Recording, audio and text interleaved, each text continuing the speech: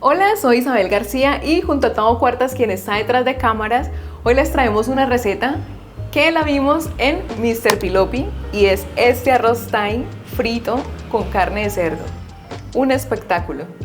Comencemos. Lomito de cerdo, 2 cucharadas de aceite vegetal, 1 cucharada y media de maicena, media cucharadita de pimienta negra molida, media cucharadita de sal, 4 dientes de ajo, cebolla larga, salsa de ostras, salsa de soya, salsa de pescado, aceite de oliva y este es tomate. Para iniciar hacemos arrocito.